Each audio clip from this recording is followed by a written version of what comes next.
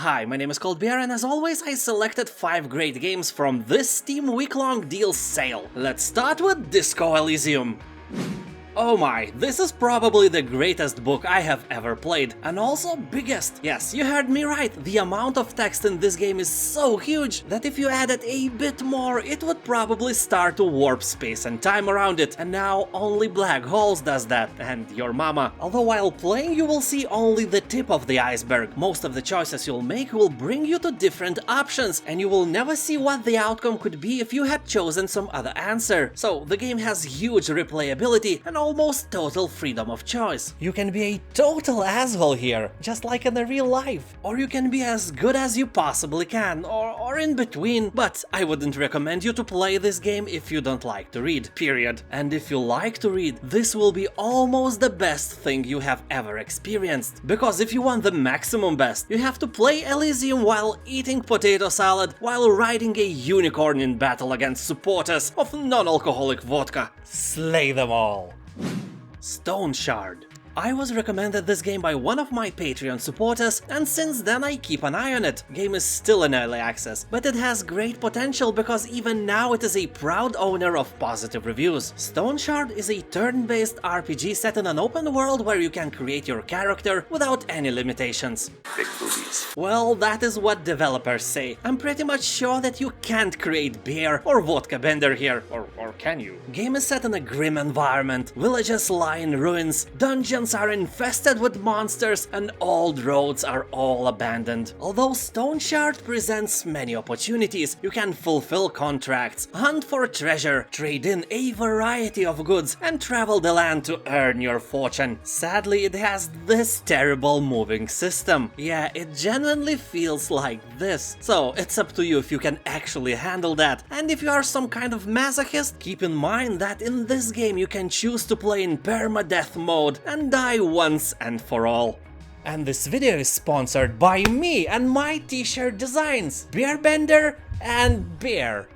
I have made those by myself. I painted those pixel by pixel. It took me about 30 years to achieve this quality while not being an artist. If you want to look original and at the same time help me out, buy my t-shirts and become the coolest person in your country. You will find the link in the description below.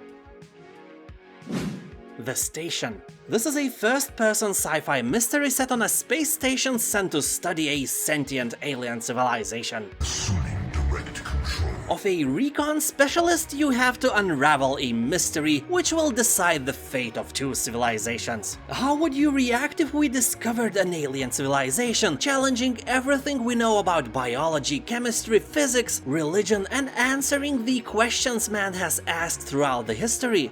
I know that I would probably ask them how to create vodka without hangover. That is no doubt what Earth is in need now. So here, an undetectable space station with a small 3-person crew deploys to research alien culture in search of a means towards a peaceful relationship. But things never go as planned. Oh my...